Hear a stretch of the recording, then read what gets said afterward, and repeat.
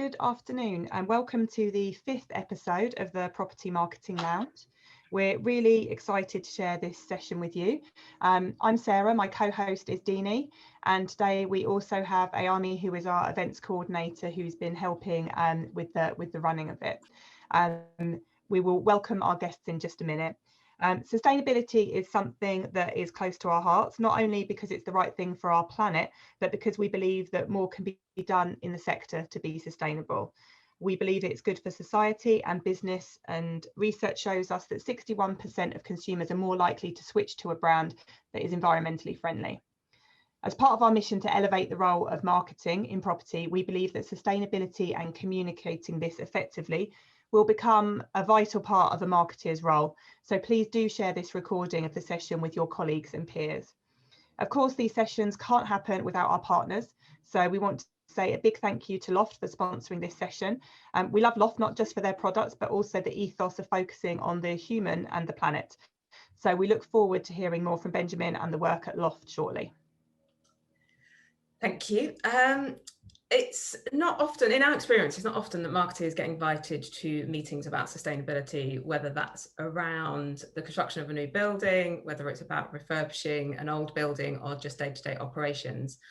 Sarah and I kind of asked the question, well, why not? Because we very much believe that communicating what you're doing about sustainability in your organisation brings a lot of value.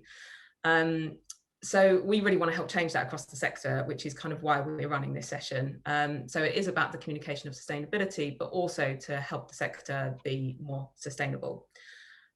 Whilst we believe in sustainability and we do our bits personally and as a property marketing strategist to be as sustainable as we can, we are by no means expert in sustainability. We're still very much learning all the time and trying to take on as much information as we can. But that doesn't matter today that we're not experts, because we have some extremely knowledgeable people on this subject on the call today. So you're very lucky. Sarah and I have lots of questions that we want to ask and we're eager to get discussing. But as ever, these sessions aren't about us and what we want to ask or what we want to know. They're about you guys. So please ask as many questions as you want and we will put those to our panel.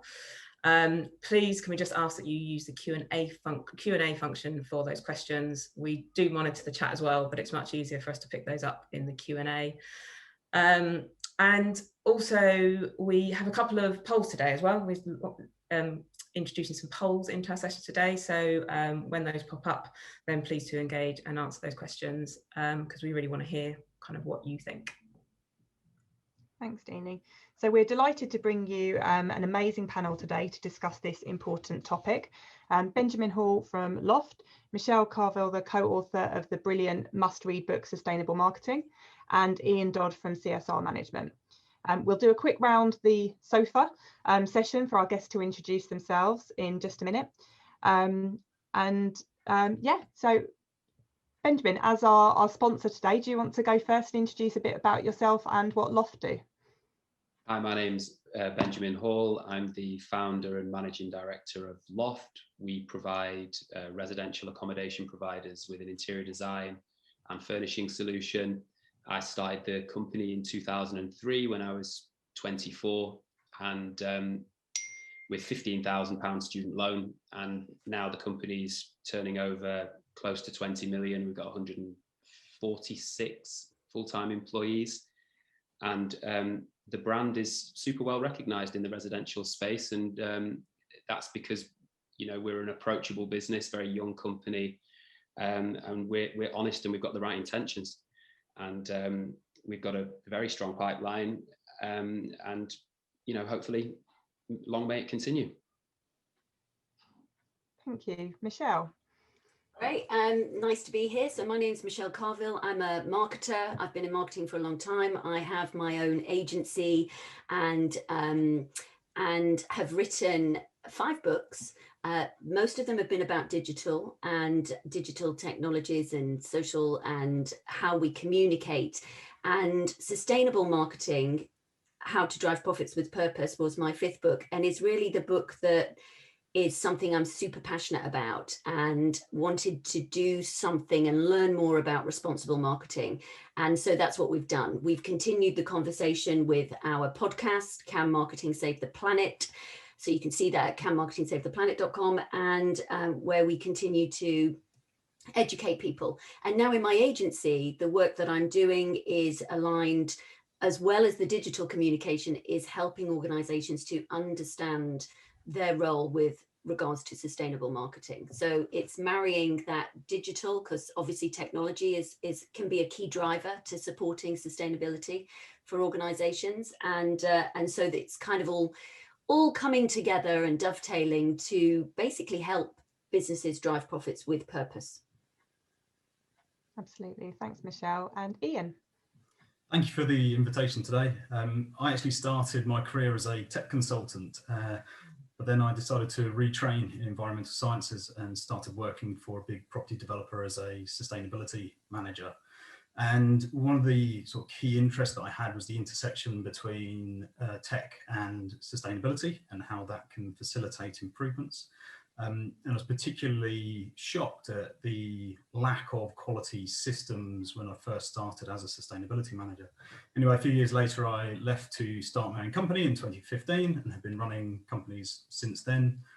The most recent one, CSR Management Group, was founded just last year, along with my long-term friend, Dan Smith, who's the ex-MD of Nido Student Living.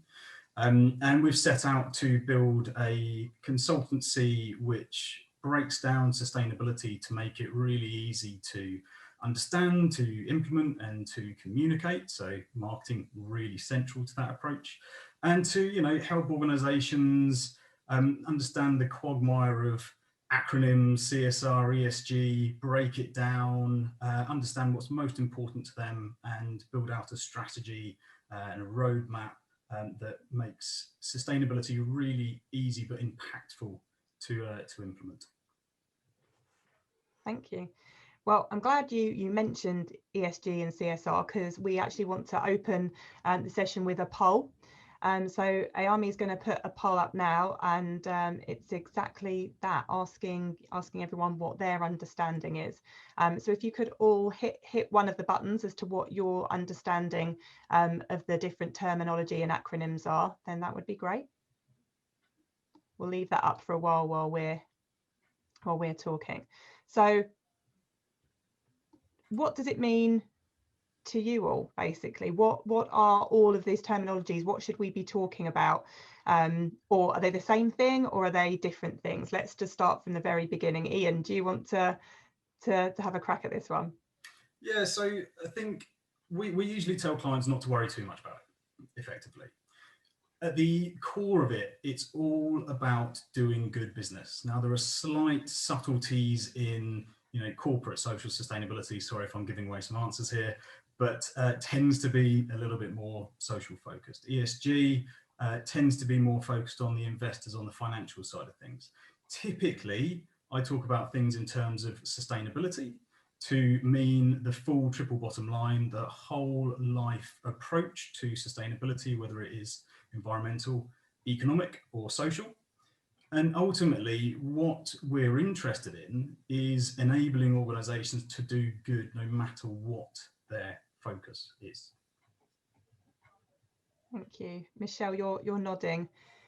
Yeah, I know, I agree with that. And I think it can be complex. And when I started researching and writing for sustainable marketing, I was kind of like, gosh, they don't make this easy for organizations, do they? I found that it was challenging to understand all the acronyms and where it all fits in, and what that actually practically means for businesses. And one of the other areas, I suppose, that I really found challenging was around how businesses measure their impact. So, doing good business is great, and there are certain organizations that focus on doing good business, like B Corporation, where you've legally set up to do that. But if you're a business and you want to do good business, how do you even know what that looks like? How do you even prove what that looks like? And there didn't seem to be this kind of metric or this reporting structure that allows organizations to kind of easily understand what they could do or how they need to get started. And that's really what we tried to bring about with the marketing lens on, to say, well, you know, let's look at strategy, let's look at business, let's look at marketing, and let's apply a sustainability lens to all of those things, which means that you are then doing good business because you are thinking not just about profits, you are thinking about people, you are thinking about the planet.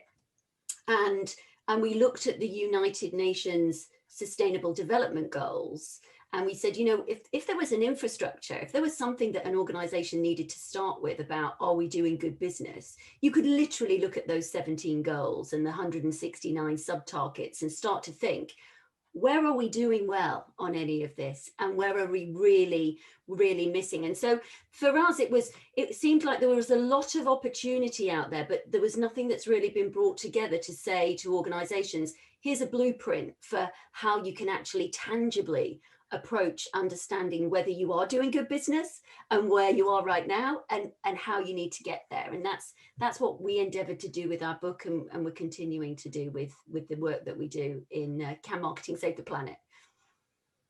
And Benjamin, as someone who runs a business, you know, do you worry about the acronyms? You know, which ones do you follow, or, you know, do you just aim to do the best that you can do and do good business? When we're tendering for work, there is an ESG and a CSR box that need to be ticked. And I think Ian made a good point. You know, one is about governance and one is about social. But there doesn't seem to be one that's particularly environmentally focused. And obviously, with what we do, which is procurement of furnishings predominantly from Asia, Eastern Europe, and the UK. I've always been very keen to sort of visit and meet the factory owners and the manufacturers personally, so I can see what the conditions of the factory are like. I can see that you can, you know, gauge the happiness and the well-being of the employees within those factories.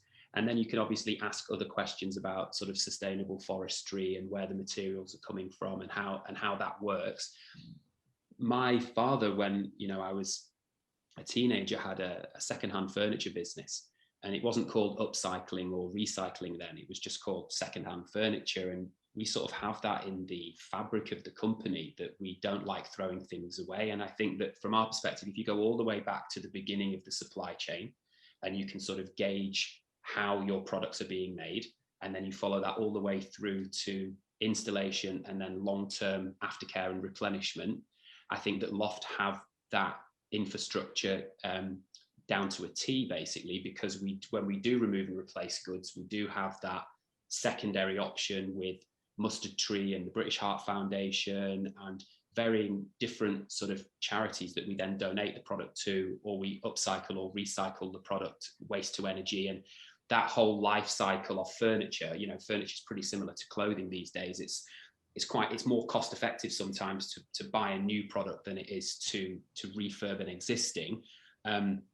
We are working really hard to show our customers, who are big corporate institutions now, you know, like we're dealing with some of the biggest pension funds in the world, and they are asking the right questions of the supply chain from a furnishings perspective. I think there's probably a little bit more that can be done on the construction side of things, which, you know, Ian and those guys, and that's why consultancies like this are being set up.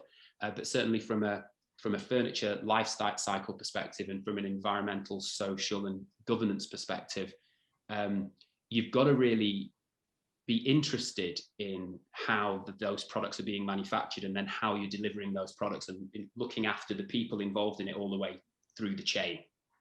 Sorry, I said a lot then, but yeah. Like. Can I just come in again on Michelle's point on there being or not being a blueprint? I think it's a really interesting sort of concept, and also sort of Ben's point about all the different certifications that are available. You mentioned the timber certifications. I'm assuming you're talking about either chain of custody, PEFC or FSC. And the way we think about things is there are certain things that we consider to be sort of the holy trinity of sustainability: energy, water and waste. Typically those are going to be impacts that any organisation is going to have some sort of impact upon.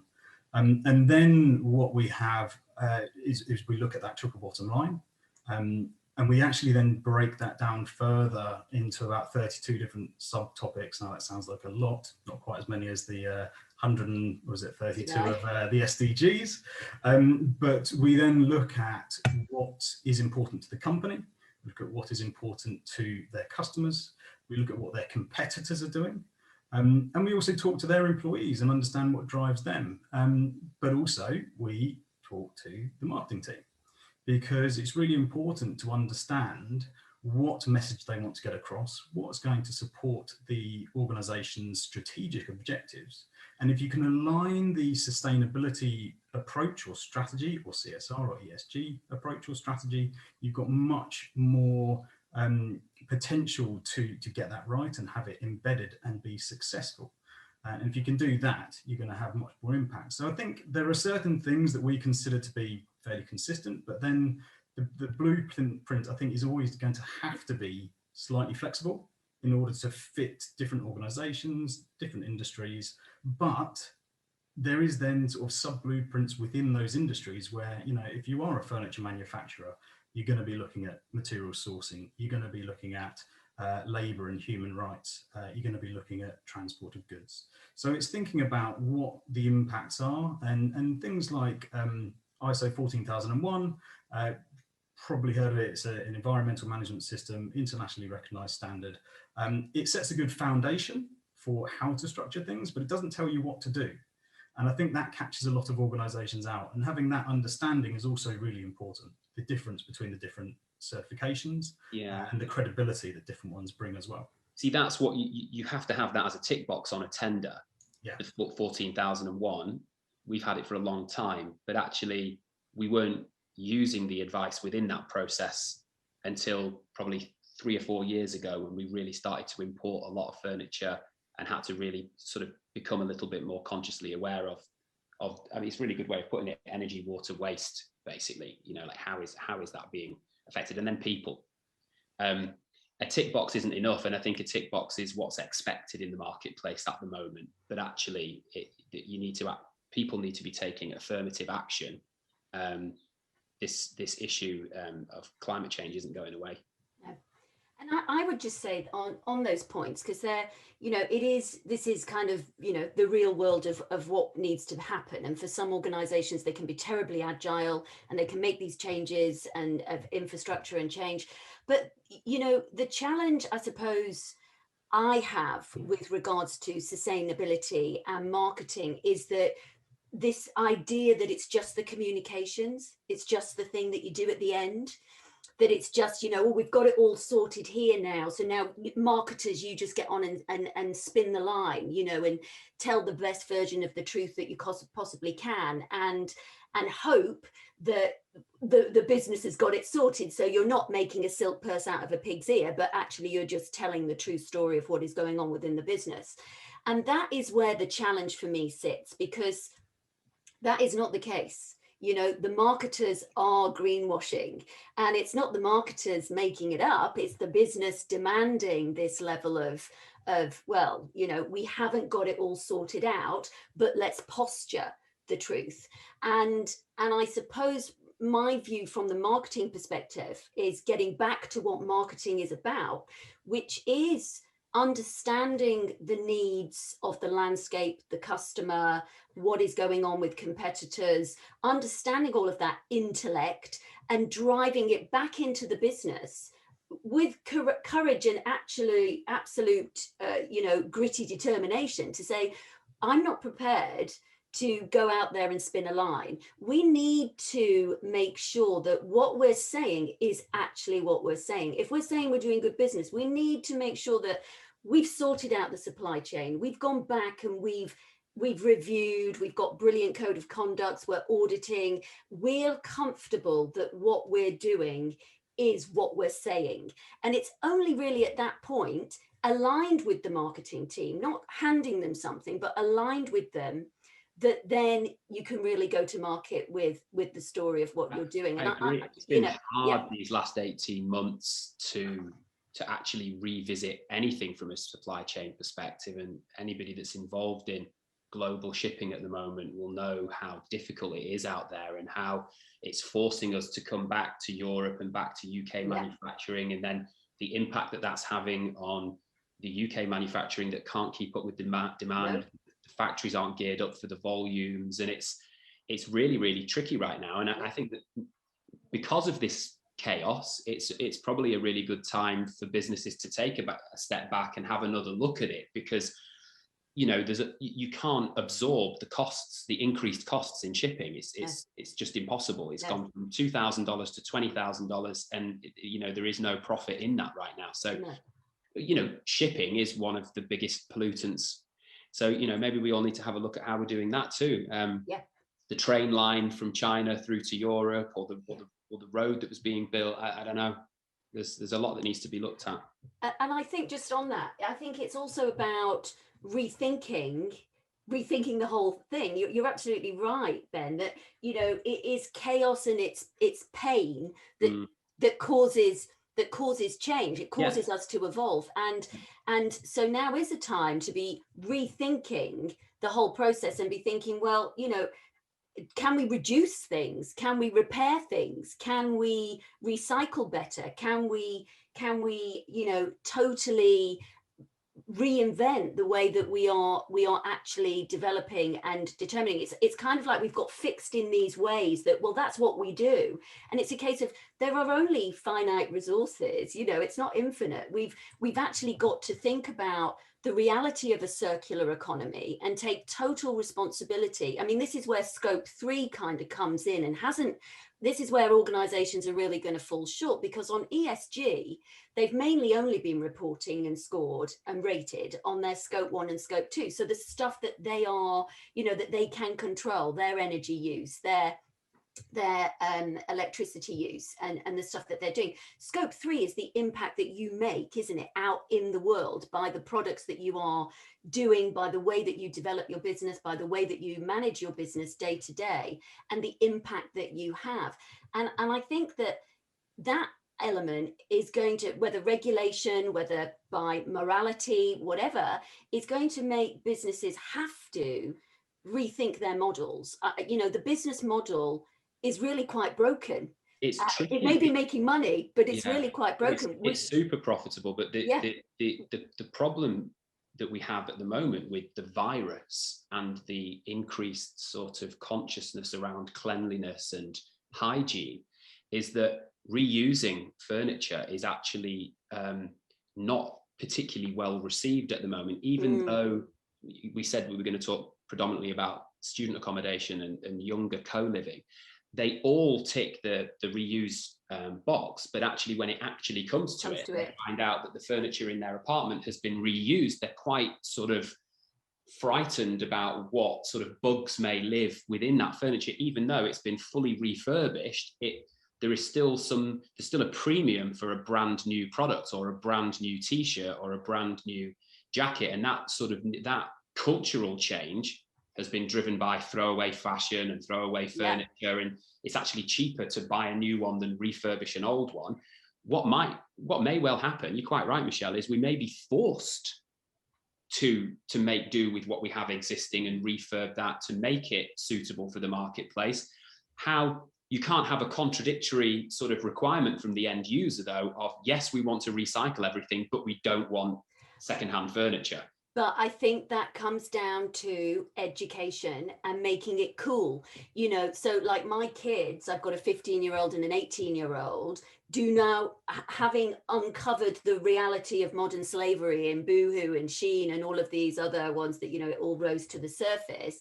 There's no way. They use an app called Good For You. It's an app that basically allows them, and these are the teenagers, remember, these are the Gen Z, these are the guys and the alphas coming forward that are going to be the students in these things coming forward. One of mine is a student, and they are absolutely conscious about what they want to consume, and are checking out the carbon footprint of brands and saying, you know, I'm not going to buy from that brand. No. And what this app does is give you an alternative as to where you can go, where you can get something. So what's happened is it's made it totally uncool to buy from one of those. Not uncool, irresponsible to buy from one of those brands. And so I suppose it's then about, okay, marketers, get your wonderful, creative, persuasive hats on. And we don't want reusable, and refurbished future furniture to not be cool. So how do we do this? How do we change behavior, change the desire of this population, so that actually the recycling, the reusing, the refurbished is the most desired aspect? And new would seem like total waste. I mean, that wouldn't seem like... Unfortunately, if you look over the last 10 years, when sort of importing furniture from Asia, has peaked over the last 20 years. It's only 20 years really where yes. this furniture has been so readily available at such a good price, is that furniture, has been purchased on a budget, and that furniture is actually only really made for about 5 years worth of use. And then the fabric, the frame, everything within it, it would be more expensive to recover that in a cool fabric than it would be to buy something new. So perhaps the next phase of this, and it's certainly something that we're looking at here, is, you look at mattresses, for instance. I mean, we're selling something ridiculous, like 20,000 mattresses a year. Yeah. Now, mattresses have a life cycle, and you can break them down and everything can be reused. And we've got lots of data on what we do with mattresses. But there must be a new, you think about the labor that goes into manufacturing a mattress, putting it in the building, taking it out of the building, taking it back to the factory. There's got to be we're looking in serious product development for washable covers on mattresses, washable covers on sofas, but actually ones that don't look naff, that are all crinkled when you put them on the second time. Actual products with reusable tops and ways of maintaining the product for the facilities managers that enable them to keep that product looking fresh and on trend without having to continually replace it. But this is the shift that may happen now, because the global shipping crisis and the raw materials crisis and price increases are very real. I mean, America just said that inflation hit like 5.2%, which basically means it's more like 12-15%. And then in this country, it's probably similar. So maybe the prices will suddenly become less attractive to buy new, and recycled will become more attractive. And hopefully that will be the case. Yeah. And we've seen that in clothing. We've seen that in clothing. The Gen Z, millennials, I think PBSA sector has a really great opportunity, because you're interacting with your end users at a really critical, really formative time of their lives. And there are lots of really interesting approaches, things like nudge theory, looking at automation, sensors, Internet of Things, that could be integrated into buildings, to automate and make it easier for the occupants to be more sustainable, to raise awareness and educate, but also to set them up with good habits for the rest of their life. So if you get them into the habit of recycling, if you're installing low flow taps, if you are, communicating how much energy the building is using, if you're making improvements which are going to reduce the energy use, or in some way you're helping them to connect with their local community through volunteer schemes, or all of these things. You've got this opportunity, you've got these contact points with the end user at a really early stage, a really formative stage in their lives. But also, these young people are potentially the building operators, future employees. And it's an opportunity for you to make a good impression on them, to make them want to move into that sector, to want to work for you.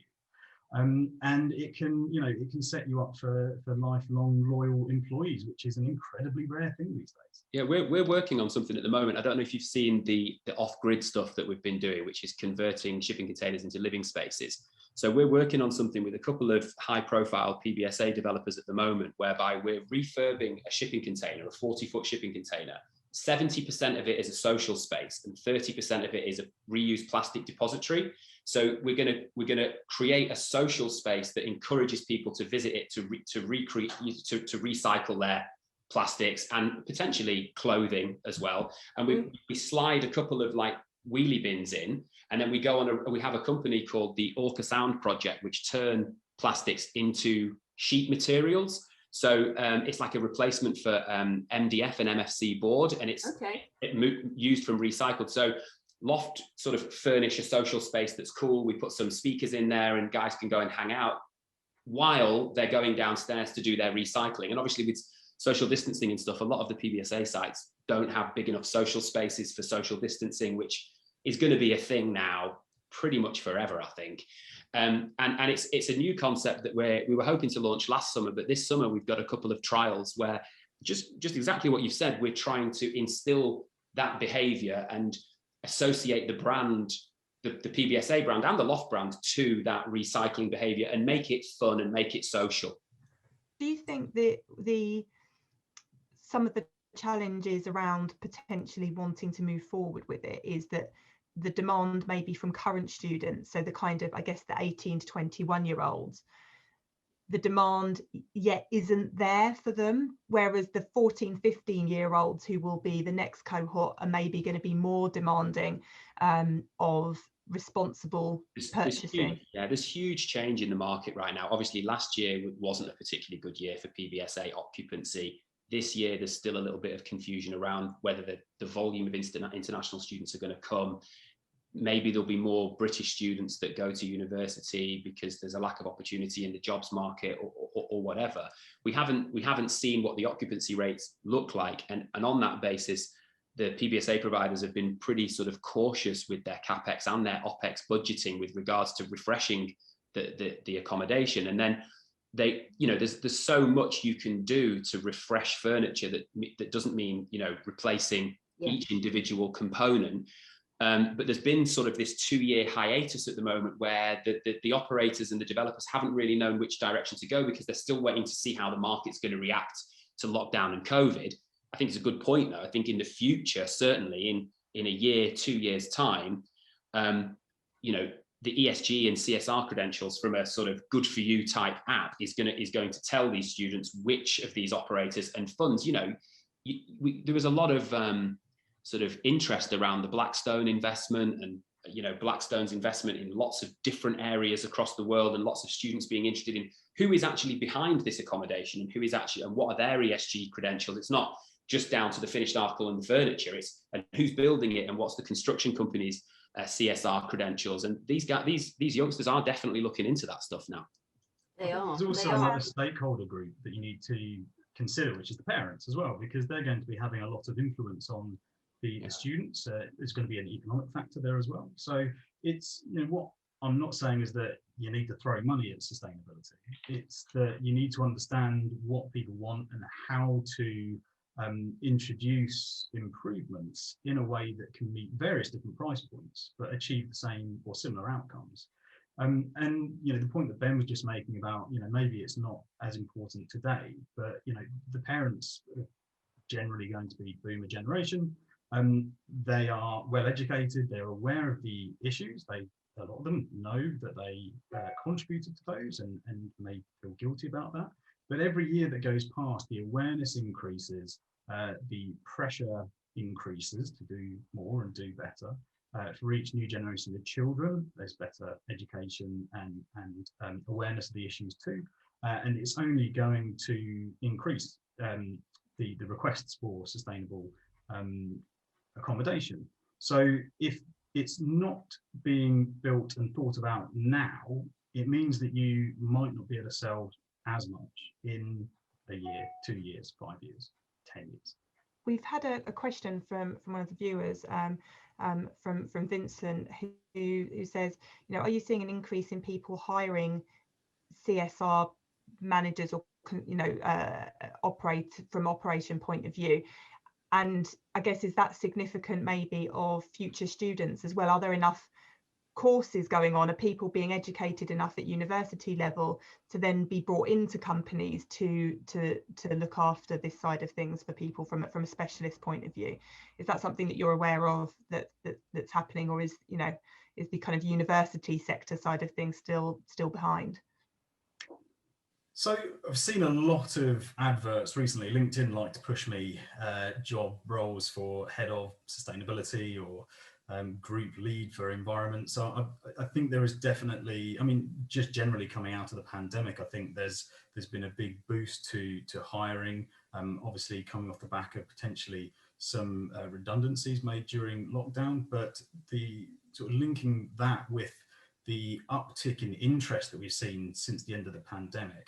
I think a lot of companies are taking the green recovery really seriously, compared to at the time of April 2020, consulting work pretty much dropped off a cliff, to be completely honest.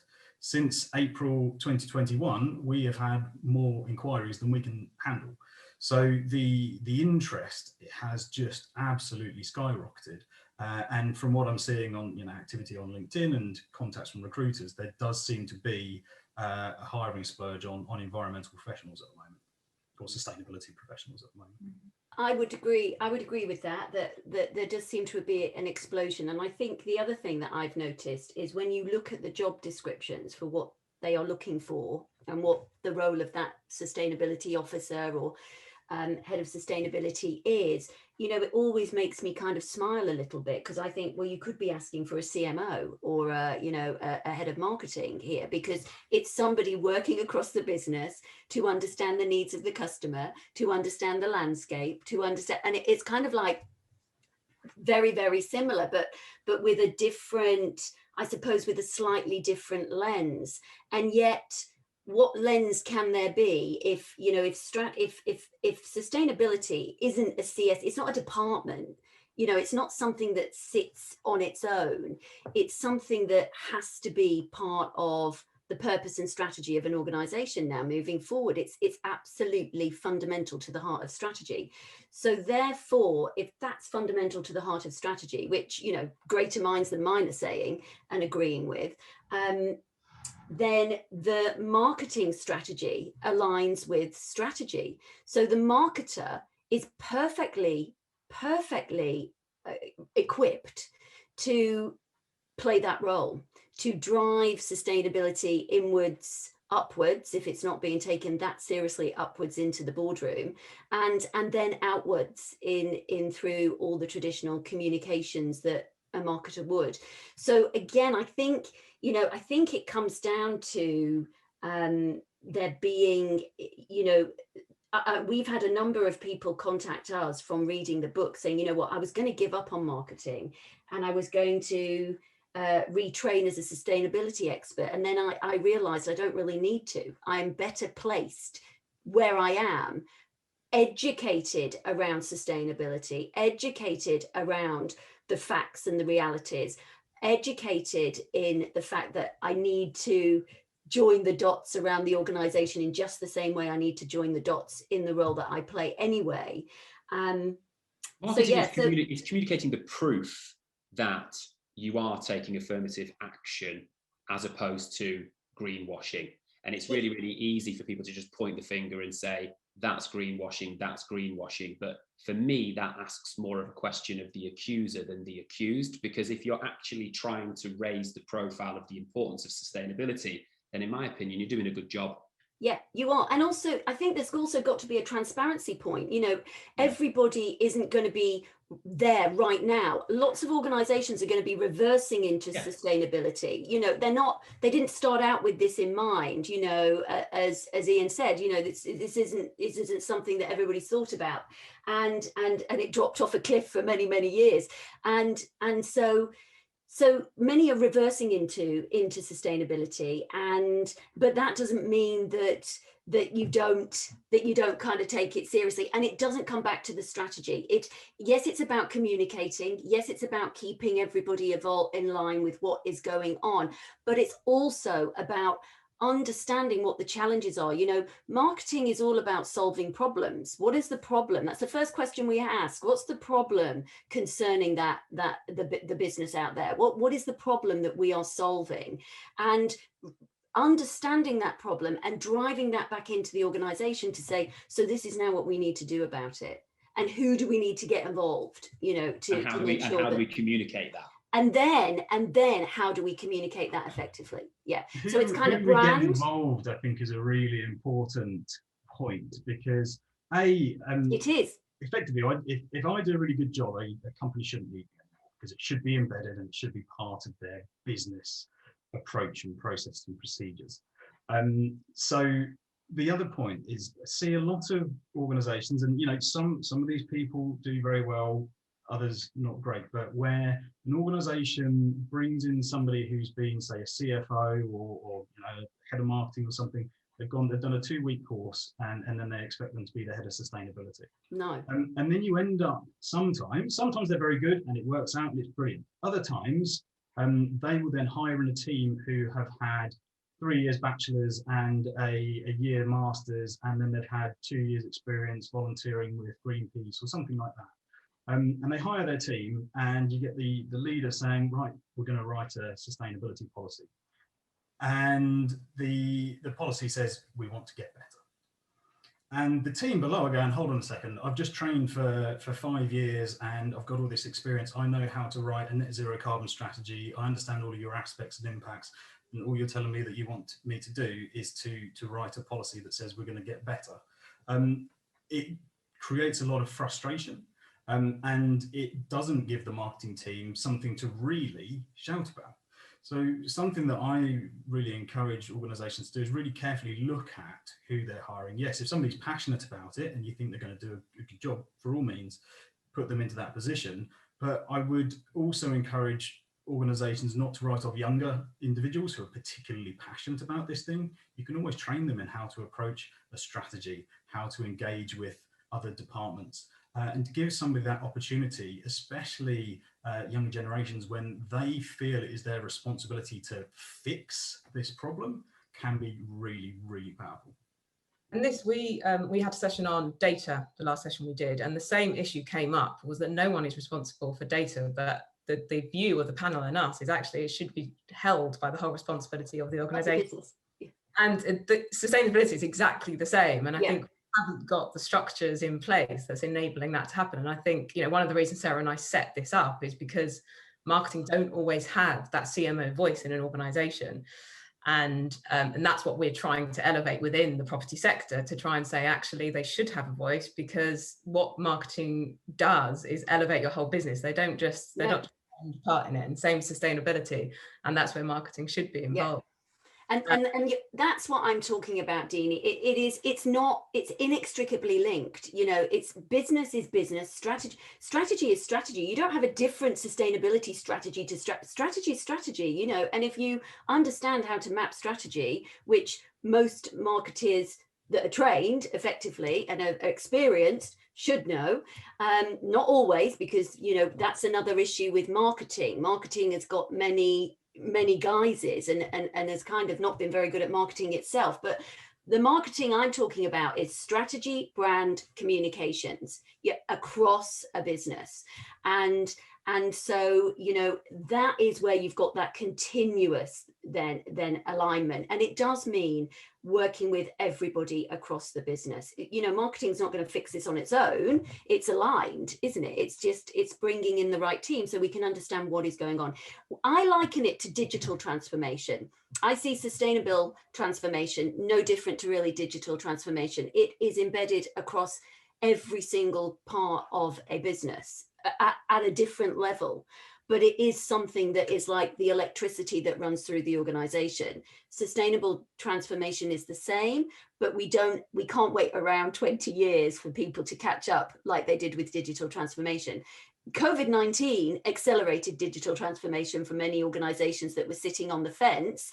I suspect that it's going to take some kind of crazy crisis probably in the next couple of years for the further acceleration of sustainability. We're in it right now. We're in it right now. To go, you know, people are paying $40,000 to ship one container from Asia. So there you go. Crisis is happening now. And you saw the fragility when the Suez Canal crisis happened. That was right. I just wanted to make a point on data, because we're going through a digitalization process at the moment that's rung true in this a very difficult alignment and consolidation of all the data that we acquire. Is that data is the oil of digital change, and you can put petrol in a diesel car, or, you know, and your car can stop if you haven't got that alignment of data. And we've, you know, at the beginning of the lockdown sort of realized that digitalization was the future, and you're quite right, digitalization and sustainability go hand in hand, because it's about improving efficiency.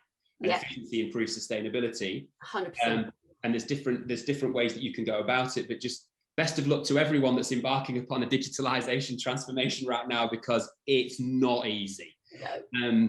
But just like, you you can ask people though, marketeers, I think, you know, because I've got a bit of a marketing hat on generally in my job, is asking people to actually pay a little bit more to support a company that is actually really, really trying to do as much as it possibly can to improve and lead sustainability within the property space.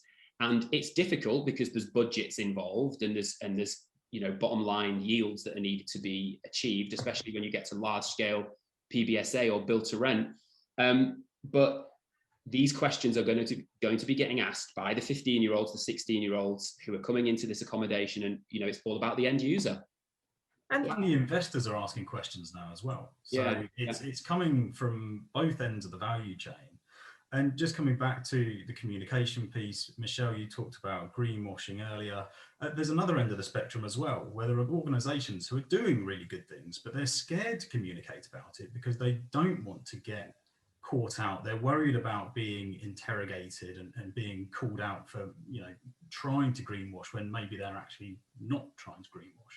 So one of the things that we really focus on is talking about being on a journey and being open and transparent and saying, we know we're not getting this right yet. I read an article the other day, is greenwashing the new fake news? Because you know, like it's a really interesting article, I think it's on Green Biz or something like that. And it was like, you know, you've got to be really careful with the way that those phrases are thrown around, and it actually just tries to devalue what conscious companies are trying to do and allow, you know, less conscious businesses to get away without trying to make any positive steps forward.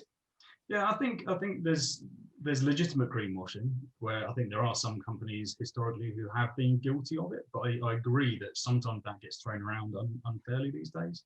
And that's why we're really keen to work with marketing companies to tell the story. We talk a lot about storytelling and how that can be really important to back up the data that you were talking about, Ben, to add context to why an organization is trying to do these things, to communicate the targets and objectives that they've set themselves, but to make sure that if you do set those targets and objectives, you don't just say, I'm going to do this thing by 2020, and then in 2020, if you haven't done it, you say, I'm going to do it in 2025.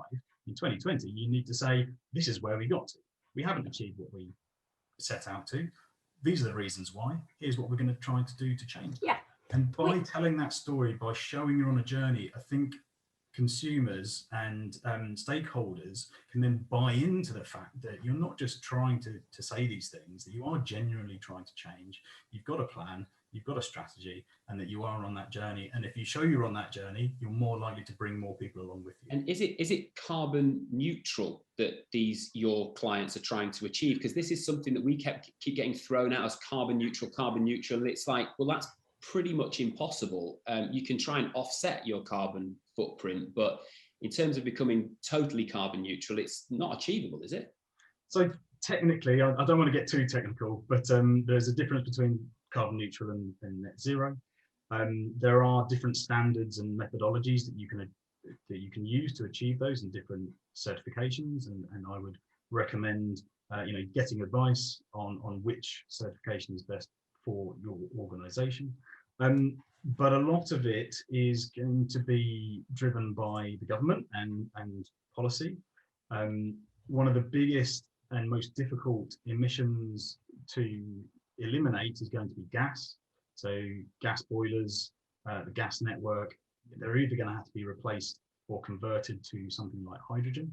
And if your organization is using one of those sources, then in order to achieve probably either carbon neutral or net zero, you're going to have to offset unless you invest to replace those systems. And that's why it's really important. What is the difference? I don't know what the difference is. So I'm not a carbon specialist, so I wouldn't want to give an incorrect definition. Yeah.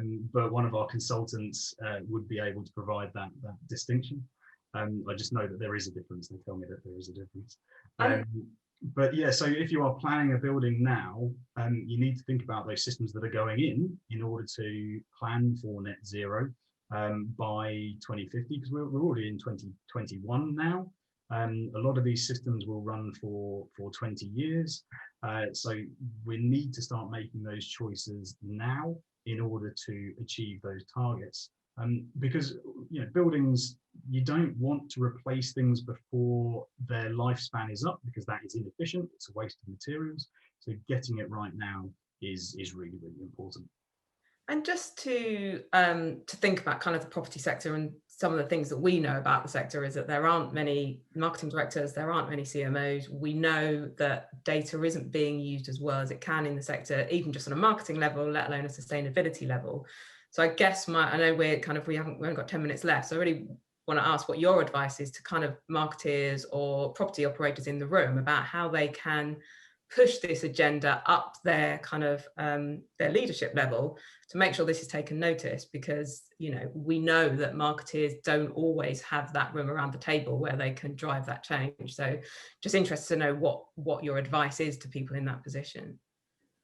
So we go through a 4-stage process. Effectively, we do a review which looks at what competitors are doing, what the stakeholders want. I think I mentioned this at the beginning, and we let the results speak for themselves. And especially since the pandemic, we're seeing less and less resistance internally to implementing new initiatives. So we're working with a company at the moment called Unily. All of their senior management, when we talk to them about concerns about going down a sustainability journey, absolutely all of them said we are 100% on board. We have no concerns. This is the future. And that has been a change from before the pandemic, when we would talk to senior leaders and they'd say, well, I'm worried about communications and marketing. I'm worried about reputation. What if we get it wrong? I'm worried about cost, often a big one. And we're just not hearing those same noises now. So there is definitely a shift in what's happening. That's a good point. Michelle, I don't know if you... Yeah, so I suppose what the work I've been doing with clients is I suppose going right back to the beginning and asking them why they exist. What are you here for? What is it that you want to be known for and seen as? Where are you right now? Where do you want to get to? And then exploring that. And often they started off with something that they've kind of lost. We review their mission, their values, and you think this is all bloody marvelous. And then, nobody's actually doing anything with it. And so it's kind of like how you then bring that to life as part of the brand story. And then we look at the kind of 7 principles of marketing, not the 4 Ps, but the 7 Ps, which include, people and other elements, and apply a sustainability lens to each one of those components, so that when they are thinking about their purpose and their strategy, we're able to look at their products, we're able to look at their placements, we're able to look at pricing and saying, well, okay, are you squeezing the supply chain here? What is going on with that? What could be done better from a sustainability perspective? Always keeping in mind the kind of 17 SDGs. So we're looking at it, we're starting with purpose, marketing, but we're bringing it back to and when I say marketing, I'm talking about marketing strategy, and then aligning it with the 17 SDGs to say, okay, which one of these makes sense for your business the most? It's kind of like, what's the lowest hanging fruit for you here, and where can we start to see those, what naturally aligns? And then really it's kind of a good old soft stack strategic analysis. Where are we now? Where do we want to get to? What metrics can we put in place, and aligning that out? So that's what we've been doing, looking at purpose, brand, what do you want to be known for, seen as, looking at the 7 principles, applying a sustainability lens, looking at the 17 SDGs, how does it overlap, what kind of makes sense for your business, and then let's put some plans into action so that you get the ball rolling. And for some, I work with one of the biggest global manufacturers in panel board, and they went net. What their products are net carbon negative. And of course, so they got this wonderful accreditation, and they're the first in their industry to have achieved it. But then what? What does that mean for their suppliers? What does that mean for their partners? What does that mean for the merchants? What does that mean practically if a house builder is going to take their product?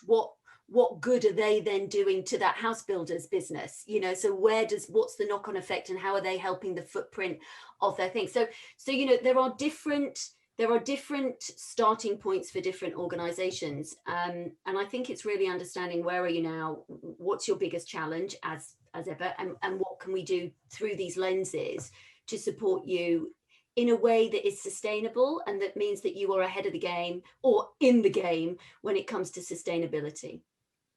And another, we touched on a little bit, but we spoke more about customers, is the other important side is your internal team. And I know, Ben, I'm pretty sure that you do a very good job of this. And what is your advice about kind of, I mean, I always say around marketing, don't ever forget your internal team, because if you're not engaging them in your marketing strategy, then, you know, they're the lifeblood of your business. So how do you engage them in kind of that sustainability messaging, I guess? Sustainability at LOFT is about keeping the team together, keeping the team spirit together. It's very difficult when you're working remotely like this to run a company with 146 employees, to get everybody aligned with the vision, the mission, the goal, and what the direction of the business. So we partnered with a company called Gone West Global, and we basically pledged to plant a tree for every single apartment that we furnished. We weren't trying to be carbon neutral or net zero. We were just trying to get the team together to come together and be outside, socially distanced with all those restrictions. It was so difficult. I've got so many young people working for us. The average age of the LOFT employees, like 28. A lot of them were sitting at the bottom of their bed doing their Teams meetings and then going back to bed in the same room. I mean, you know, it must have been so difficult for those 20-year-olds. They've literally had 2 years of their lives like stolen from them. So we basically tried to think of a way that was legal, that was sustainability focused, and that was fun. There's nothing more sort of satisfying than actually putting trees in the ground and actually trying to do something proactive to, you know, build back biodiversity essentially. And we've done it 3 times now. One of them, it was absolutely torrential rain, Saturday morning in Manchester. We had like 30 guys turn up in a field, and we planted over 800 trees that day, and they were all so galvanized by it. And there's a lot of things that you can do as a company owner and a company leader that needs to be done now, and not just environmental sustainability, but social sustainability for the employees within your company, because everyone's feeling super isolated right now. Everybody's readdressing where the direction they want to go in. They can't plan anything. Red list, green list, orange list. They don't know where they can go on holiday. It's tricky for the youngsters. So we need to do more to bring them together in a safe environment with sustainability as the headline, and get them communicating with one another more. Yeah. And I think employee engagement is absolutely key, because team spirit is hard right now to galvanize everyone and make them not get sucked into the nonsense on the BBC News. You know, like the world is a beautiful place still. You know, there is so much opportunity out there for all of us. We've just got to recreate the direction and try and look after the place, you know. Yeah, having worked for a developer who used to build, you know, hospitals, schools, universities, offices, you name it, we worked on it. Looking at the work environment, you know, we always said that a happy employee is a productive employee. So sustainability in the workplace, in the true holistic sense of the word, means treating your employees well and providing them with a work environment that, you know, I really believe in enabling people to do work the way they want to do work. Different organizations have a different approach to that, but listen to your employees first and foremost. Things like having nice views out over green spaces is a great way to enhance productivity. Having plants in the office. Hey guys, look at the view in my office right now. Lovely. Very nice. There you go. Air quality, big one at the moment, especially with COVID. There are new certifications, another certification, probably another acronym, that have come out in just the past 2 years. That organisations are starting to pick up on. So there's lots going on in that space. But also, you know, the social side of things in terms of actually talking to people and meeting people and spending time with them. So, you know, having 5-a-side football teams or cycling clubs or yoga in the office at times that allow people to do exercise at lunchtime can help. But also, you know, flexibility around hours. We've all spent a year in more than a year in our own homes effectively, allowing people to continue to pick their kids up from school, to spend time with them after work. It's something that I've personally really appreciated being able to do, not having to commute into London every day. And I think there's going to have to be a change in approach. I remember we've got a client for a big engineering company, and at the beginning of the lockdown, we started doing 6 monthly meetings on Teams, and one of the directors said, "I hate this, I can't stand it, I don't know how we're going to get any work done." 6 months later, he said, "Yeah, it's working okay, it's not so bad. Actually, I call people up directly and we have some good conversations." A year later, he said, "We're actually delivering projects ahead of schedule." So being transformation, that transformation. You do have to be really patient. It's not an overnight thing. Right. It's not, and there has to be a balance. And I don't blame companies for wanting to get employees back into the office for some amount of the time, but I think there has to be a bit more give and take.